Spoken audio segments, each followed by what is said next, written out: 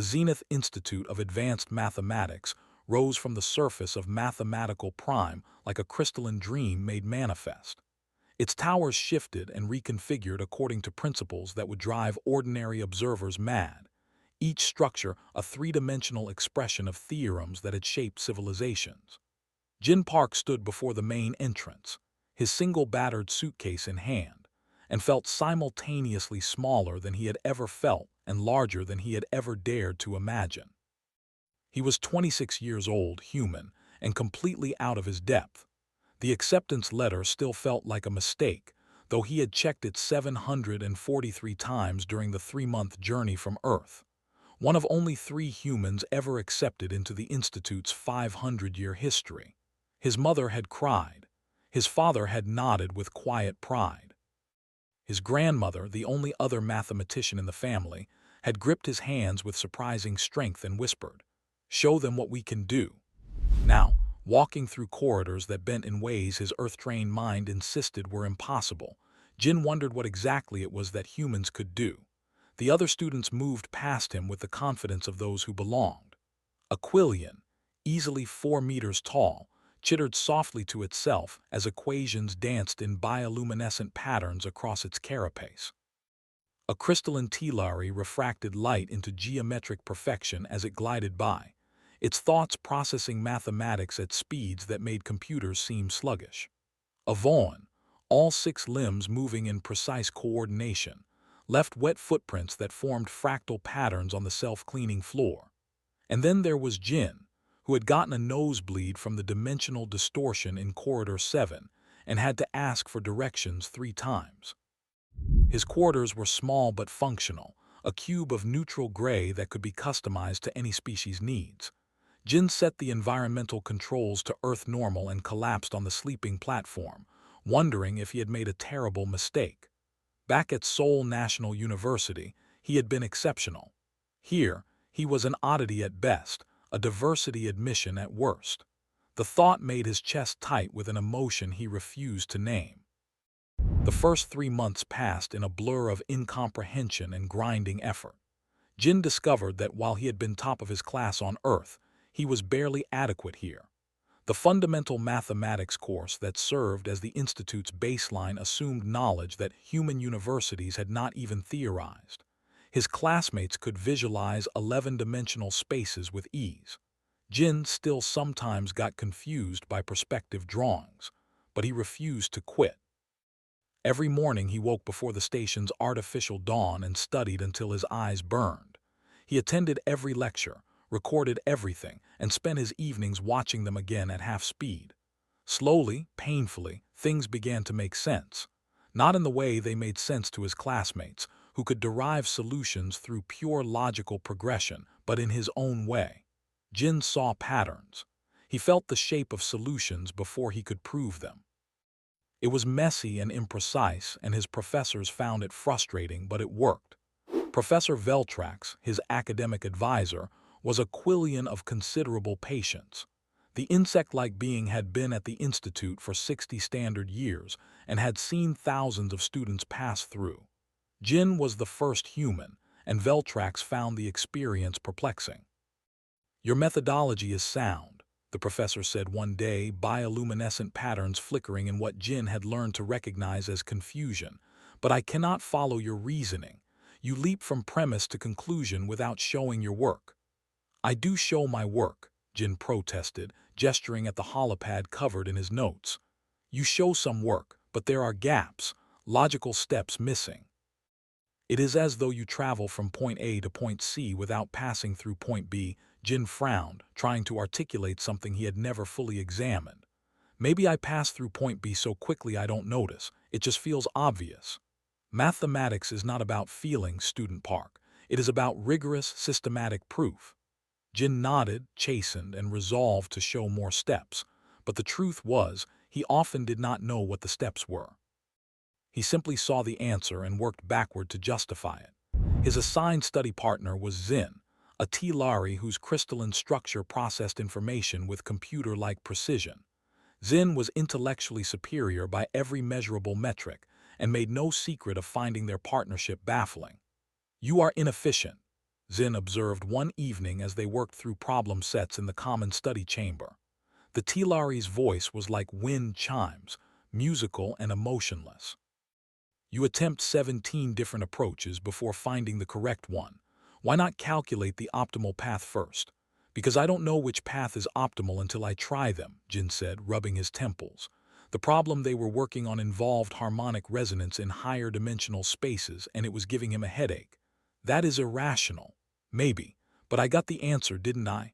Zin's internal structure flickered, the silicon equivalent of a frown. Yes. You cannot explain how. It was true. Jin had stared at the problem, sketched some diagrams that looked more like abstract art than mathematics, and suddenly known the solution. Proving it formally had taken another hour, but the answer had been there, complete and perfect in his mind. Sometimes, Jin said slowly, the answer just comes, like recognizing a face in a crowd. I can't tell you how I know it's that person, I just know. Mathematics is not face recognition. Maybe it should be. Zin did not respond to that, which Jin had learned meant the Tilari was processing something that did not fit its worldview. Not all of his classmates were as neutrally curious as Zin. Theurx and Mivner were older students, both in their second century at the Institute, and they found Jin's presence offensive. Theurx was a chronid, a species known for their rigid adherence to protocol and tradition. Mivner was a Silene, whose people prided themselves on pure logical thinking unmarred by emotional or intuitive contamination. They approached Jin on a cool evening in the 4th month, as he sat alone in the common study chamber. Most students had retired to their quarters, but Jin was still wrestling with a topology problem that his human brain insisted could not possibly work the way the textbook claimed.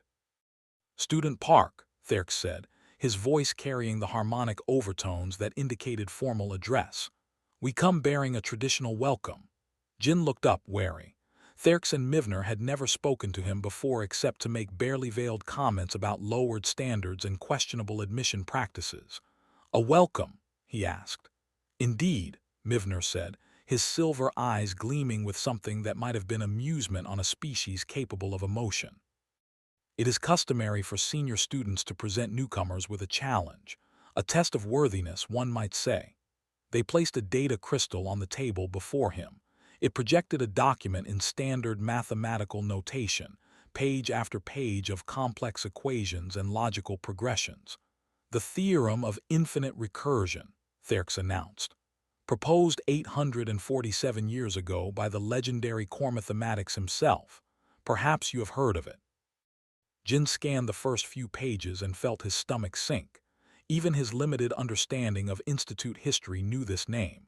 Core mathematics had founded the Zenith Institute and revolutionized 3 different branches of higher mathematics. His unsolved theorems were legendary. "This is one of the unsolved problems," Jin said slowly. "The unsolved problem," Mivner corrected. "Thousands of the greatest minds in galactic history have attempted it. All have failed. We thought perhaps the human perspective might prove illuminating." There was something cruel in the way Mivner said human perspective, but Jin forced himself to nod politely. "Thank you, I'll take a look at it." "Do take your time," Theurx said. "No one expects you to actually solve it, of course." They walked away, and Jin could hear their laughter echoing down the corridor once they thought they were out of earshot. He stared at the projection, feeling heat rise to his face. They had given him an impossible problem as a joke, a reminder that he did not belong here. A soft sound made him turn. Kessa, a Vaughn who shared several of his classes, had approached on her 6 limbs. Her amphibious features were hard for Jin to read, but her body language seemed sympathetic. "You should know," she said quietly, "that was not meant as an honor. They are hazing you." "I figured," Jin said, surprised at how steady his voice was. The theorem of infinite recursion is considered by many to be actually unsolvable, a philosophical exercise rather than a genuine mathematical problem. They give it to students they wish to humiliate. Jin looked at the equations again, something stirring in the back of his mind. Has anyone actually proven it's unsolvable? No, but neither has anyone proven it is solvable. 8 centuries of failure is considered strong evidence, but not proof. Kessa's eye membranes flickered, which Jin had learned was her species' equivalent of a smile. No, not proof. You are more resilient than they expected, I think. After she left, Jin sat alone with the theorem. He should ignore it, he knew. It was a distraction from his actual coursework, a cruel joke that deserved no attention. But something about the problem called to him. The way the equations were structured, the recursive elements that fed back into themselves, the variables that seemed to exist in contradictory states simultaneously. He began making notes, sketching diagrams on his personal holopad. The formal approaches led nowhere, he could see that immediately. Every path terminated in logical impossibilities or infinite loops. But there was something there, a pattern he could almost see. Hours passed. The study chamber emptied completely. Jin's eyes burned with fatigue, but he kept working, turning the problem over in his mind like a puzzle box. He tried the Quillian approach, breaking it into component parts. He tried the T-Lowry method, pure computational brute force. He even attempted the Vaughan style, approaching it as a problem of pure logic divorced from intuition. Nothing worked. But the pattern kept nagging at him, just beyond his conscious grasp. Around midnight by Earth time, Jin finally admitted defeat. He was exhausted, his head ached, and he had an early lecture on transdimensional calculus that he could not afford to miss. He gathered his things and headed back to his quarters, the theorem still displayed on his portable holopad. In his small gray room, he tried to sleep, but the equations kept dancing through his mind. He saw them behind his eyelids, twisting and connecting in ways that should not work but felt right. His grandmother's words came back to him, something she had said when he was young and frustrated with a particularly difficult problem. Sometimes the hardest problems can only be solved when you stop trying so hard. Jin finally drifted into an uneasy sleep, his holopad still active on his desk, displaying the theorem of infinite recursion in soft blue light. His roommate, a gaseous being named Whisper who did not require sleep, watched with growing alarm as Jin began to move in his sleep. The human's hand reached out, grasped a stylus and began writing on the desk surface. Not random scrawling, but precise mathematical notation mixed with strange symbols Whisper did not recognize. Jin filled the desk, then moved to the wall, still asleep, his eyes closed but his hand moving with eerie precision. Equations flowed from him, but not in standard notation. He mixed symbols from different mathematical traditions, sketched diagrams that looked more like art than mathematics, even wrote musical notations in the margins as though the solution had a rhythm that needed capturing. He wrote on his walls, on his furniture, on his own arms and hands. The solution was emerging in a form that no one at the Institute would recognize as proper mathematics, yet every symbol, every connection, had meaning. When Jin finally stilled and returned to deeper sleep, his room looked like the workspace of someone in the grip of obsession or madness. Whisper, uncertain whether this was normal human behavior, decided to say nothing and simply observe. Jin woke to sunlight simulation and the worst case of disorientation he had ever experienced. His arm was covered in writing. His walls were covered in writing. His desk, his floor, even his bathroom mirror had equations scrawled across it. What the hell? He whispered, his voice rough with sleep. He did not remember writing any of it. The last clear memory he had was lying down, still thinking about the theorem. Had he sleepwalked? That had never happened before. Jin stood on shaky legs and began reading what he had written, expecting nonsense. Instead, he found mathematics. Not conventional mathematics, not the rigorous step-by-step proofs he had been taught, but something that nonetheless made perfect sense. He had taken the theorem of infinite recursion and approached it not as a linear problem to be solved sequentially, but as a pattern to be recognized holistically. He had identified symmetries that bypassed hundreds of logical steps, made intuitive leaps that should not work but did, and arrived at a solution that was as elegant as it was unconventional. Jin spent the next hour checking his work, his hands trembling. Every step was valid. The mathematics was sound. He had solved the theorem of infinite recursion, one of the most famous unsolved problems in galactic history, while literally asleep. "This is impossible," he said to the empty room, but the proof was there, written on every surface, undeniable. Jin's first instinct was to tell someone, but who? Therx and Mivner would think it was a joke or a trick. Zin would demand a formal proof using standard notation. Kessa might believe him, but what could she do? Professor Vel'trax. He had to show Professor Vel'trax. Jin carefully photographed everything, compiled it into a document, and sent a message requesting an urgent meeting with his advisor. To his surprise, Vel'trax responded within minutes, agreeing to see him immediately. The professor's office was a space that existed partially in higher dimensions, which always made Jin slightly nauseous. Vel'trax himself was perched on a rest platform designed for his insected form, bioluminescent patterns playing across his carapace in slow, thoughtful waves. "Student Park," the professor said. "Your message indicated urgency. Is something wrong?" "I'm not sure," Jin admitted. He projected his compiled document. "I think I might have solved something, by accident." The equations and diagrams filled the air between them. Vel'trax leaned forward, his compound eyes focusing on the display. The bioluminescent patterns on his carapace began to flicker rapidly, a sign of intense concentration or distress. "This is the theorem of infinite recursion," Vel'trax said slowly. "Yes, sir. Theurx and Mivner gave it to me. I fell asleep thinking about it, and when I woke up I had written all of this. I don't remember doing it, but the mathematics checks out. At least I think it does." Vel'trax said nothing for a long moment, working through the proof. His patterns flickered faster, then slower, then stopped entirely, which Jin had never seen before. "Professor, this should not work," Vel'trax said quietly. "You have skipped entire chains of logical progression. You leap from premise to conclusion without rigorous derivation, and yet each leap is valid. The conclusions follow from the premises. You have found shortcuts that should not exist, patterns that bypass traditional proof structures. This is mathematics, but not as I have ever seen it practiced." Jin's heart was pounding. "Does that mean it's wrong?" "No," Vel'trax said, and his patterns resumed, pulsing with what might have been excitement. "It means it is different, and if it is correct, which I must verify with others, then you have done something that should have been impossible. You have solved the theorem of infinite recursion." Word spread through the Zenith Institute with the speed of light through vacuum. The human had solved an 8-century-old problem. The human, who had been at the Institute for barely 3 months, who struggled with basic coursework, who did not even understand proper mathematical notation half the time. A verification committee was assembled within hours, composed of the most senior mathematicians across multiple specialties.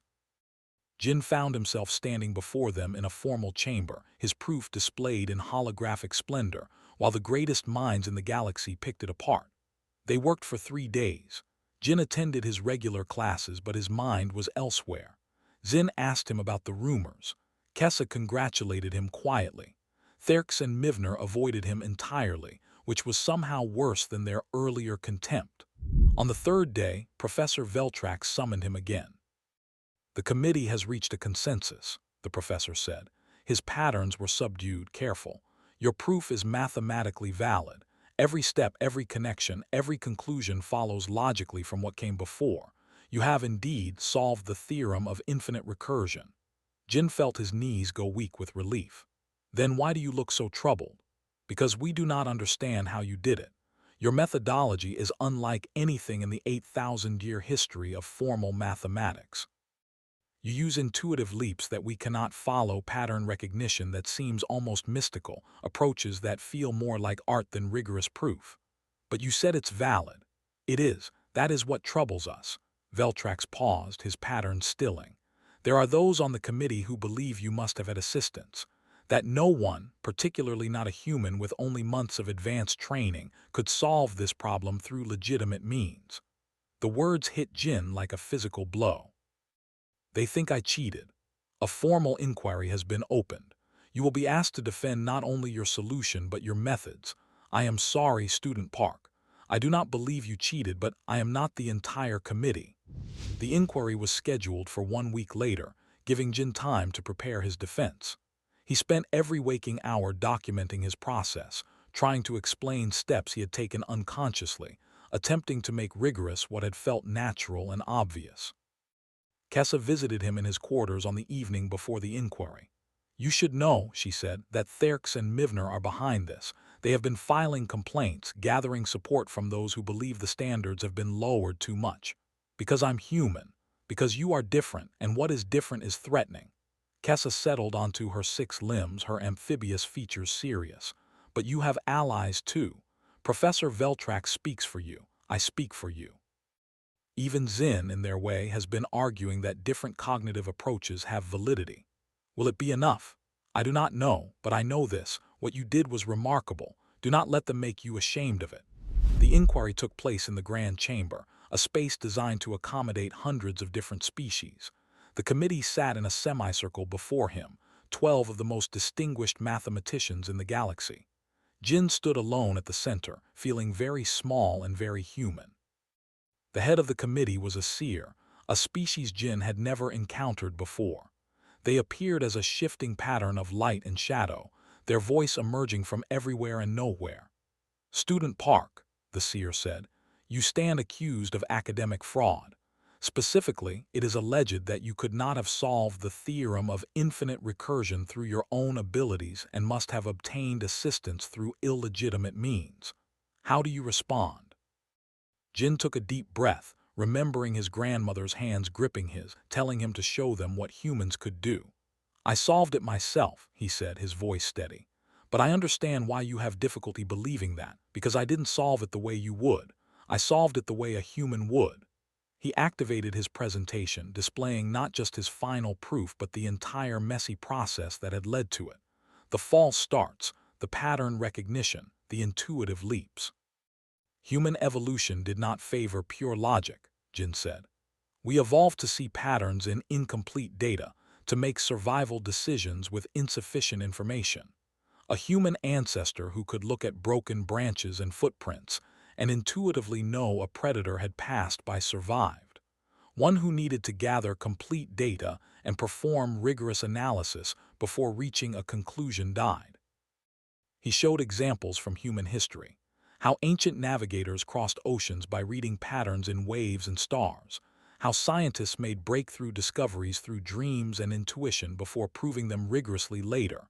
How artists and mathematicians often describe their greatest work as arriving fully formed rather than being systematically derived. "Our mathematics evolved from this," Jin continued. "We don't just calculate, we feel mathematical truth. We see the shape of solutions before we can prove them. It's messy and imprecise, and I understand why it seems illegitimate to you, but it's not wrong, it's just different." One of the committee members, a chronid like Theurx, spoke up. "You claim to have solved this problem in your sleep. That is not mathematics, that is mysticism." "Is it?" Jin challenged. The human mathematician Ramanujan claimed his theorems came to him in dreams given by a goddess. They were dismissed as mysticism until other mathematicians spent decades proving them correct. The chemist Kekulé discovered the structure of benzene in a dream about a snake eating its own tail. The physicist Bohr claimed the model of the atom came to him while he slept.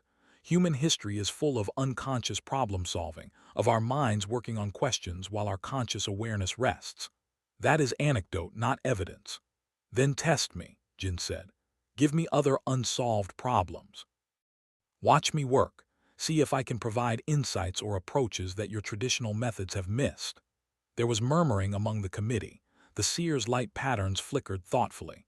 "That is a reasonable proposal," the seer said. "We will adjourn while a suitable test is prepared." They returned 3 hours later. Jin was given access to the Institute's archive of unsolved problems, several hundred theorems and proofs that had resisted solution for decades or centuries. He was not expected to solve them, simply to provide insights, to demonstrate his unusual approach to mathematical thinking. The committee watched as Jin worked. He did not start with the first problem and progress logically through the list. Instead, he jumped around, spending minutes on some problems, seconds on others. He sketched diagrams that looked more like abstract art, made notes that mixed mathematical notation with musical scores and even poetry. The committee, it looked like chaos. But then Jin began presenting his findings. For a problem that had stymied researchers for 40 years, he identified a symmetry that suggested a new approach. For another, he recognized a pattern similar to one from an entirely different branch of mathematics. For a third, he simply said, This one feels solvable. The answer should be related to the golden ratio. I don't know why, but check that angle. The committee spent hours verifying his suggestions. Not all were correct, but enough were promising to be remarkable. Jin had not solved these ancient problems, but he had provided more useful insights in a single afternoon than some specialists had in careers. Zin, who had been allowed to observe, approached Jin during a break. "I am beginning to understand," the T-Lari said. "You do not solve problems sequentially.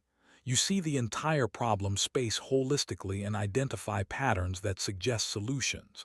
It is not computation. It is recognition." "I guess so," Jin said, exhausted. "I never really thought about it that way.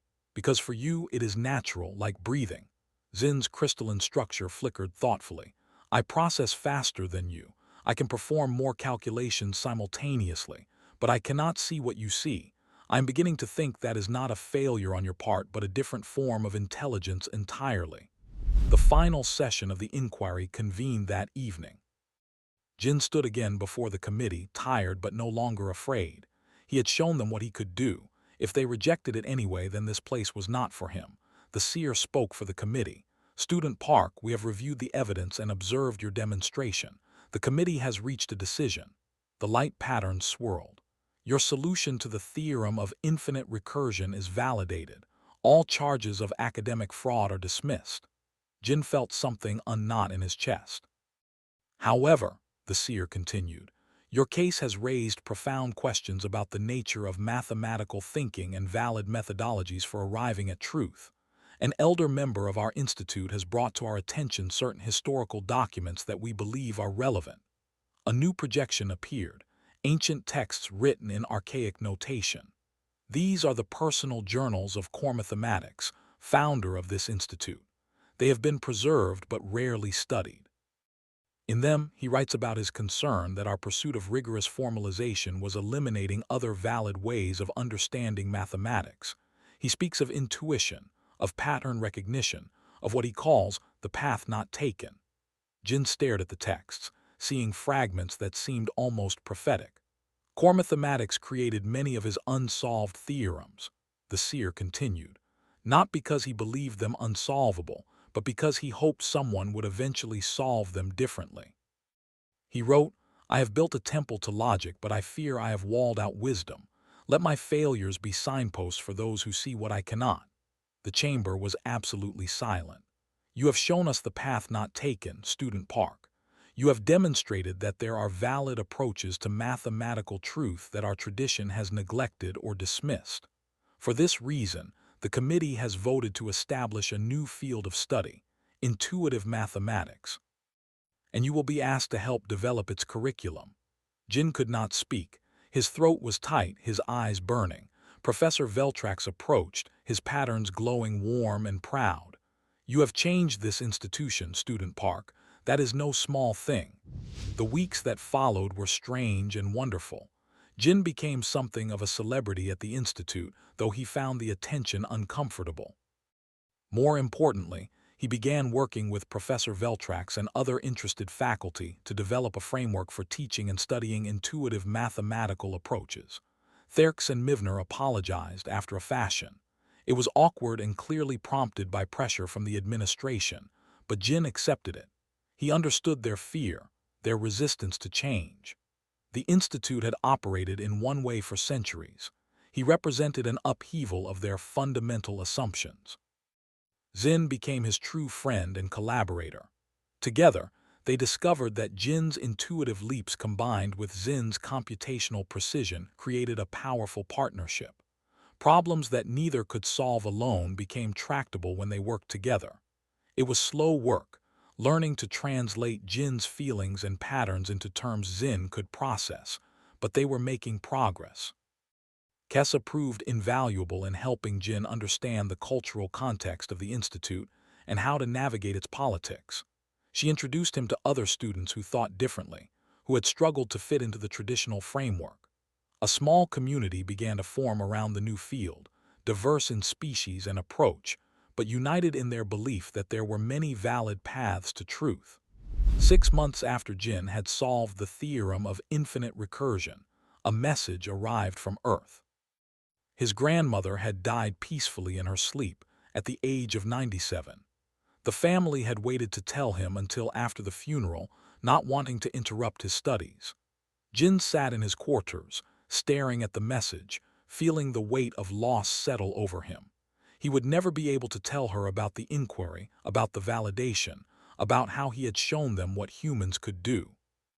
She had believed in him when he was a child struggling with basic arithmetic, when he was a teenager whose teachers found his methods frustrating, when he was a young man applying to the most prestigious institute in the galaxy against impossible odds.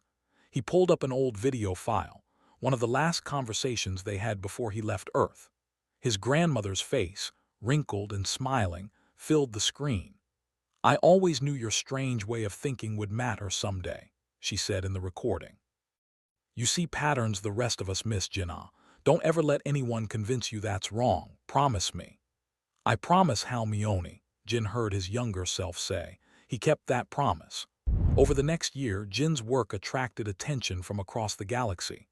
Other humans began applying to the Institute, as did members of species that had been rejected for being too intuitive, too illogical, too different. The definition of valid mathematical thinking expanded, making room for approaches that had been dismissed for centuries. Jin taught his first class in intuitive mathematics to a group of 15 students from 7 different species. He showed them how to trust their instincts, how to see patterns, how to make leaps that felt right even if they could not immediately justify them. And then he taught them how to work backward, how to build rigorous proofs that validated their intuitions. It was messy work. Some students took to it naturally. Others struggled, too trained in traditional methods to let themselves think differently. But slowly, progress was made. One evening, Jin received an invitation to present at the Galactic Symposium on Mathematical Theory, the most prestigious conference in his field. The human who had solved the theorem of infinite recursion would speak about new frontiers in mathematical thinking. His grandmother would have been so proud. He accepted, of course. The night before he was scheduled to leave for the symposium, Jin sat in his quarters with Zin and Kessa. His walls were covered with notes and diagrams, just as they had been that first night when he solved the impossible problem in his sleep. But now they were organized, part of a deliberate research program rather than unconscious scribblings. "Do you ever regret it?" Kessa asked. "Coming here, you could have stayed on Earth, been celebrated as a genius there. Instead, you came here and had to fight just to be accepted as adequate." Jin considered the question. "On Earth, I would always have wondered, would have always asked myself if I was really as good as people said or just impressive by human standards. Here, I know, I'm different, but difference isn't inferiority, and I help prove that not just for myself but for everyone who comes after." "That is a profoundly human perspective," Zin observed. "To value the struggle itself as much as the achievement." "Maybe," Jin said, smiling, "or maybe it's just how I think." He looked at his friends, one crystalline and logical, one amphibious and philosophical, and thought about all the different ways there were to be intelligent, to be conscious, to understand the universe. The Institute had been founded on the idea that there was one right way to do mathematics, one valid path to truth. Jin had proven there were many paths. Some straight and logical, some winding and intuitive, some that looked like madness until you saw where they led. His grandmother had told him to show them what humans could do. He had shown them that humans could see patterns where others saw only chaos, could make leaps that others found impossible, could solve problems in their sleep that had stumped the greatest minds in galactic history. But more than that, he had shown that there was room for all of them, for every different way of thinking and being and understanding. The universe was vast and strange and complex. It needed more than one kind of mind to comprehend it. Jin pulled up the file containing the theorem of infinite recursion, his solution still written in that strange hybrid notation he had created unconsciously. It had been 6 months, and he still could not fully explain every leap he had made. But that was okay. Understanding could come later. First came the intuition, the pattern, the feeling of truth. "Sometimes the best solutions come when you're not looking for them," he said, echoing words his grandmother had once told him.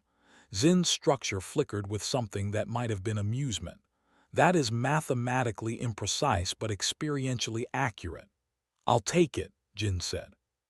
He looked out the window of his quarters at the crystalline towers of the Zenith Institute, shifting and reconfiguring according to principles he now helped define. Somewhere out there, across the galaxy, other humans were reading about his work, considering applications to the Institute, daring to think they might belong in spaces that had once seemed impossibly beyond them. Jin hoped they came. Hoped they brought their strange human ways of thinking, their intuition and pattern recognition and willingness to make leaps of faith. The galaxy needed more paths to truth, not fewer.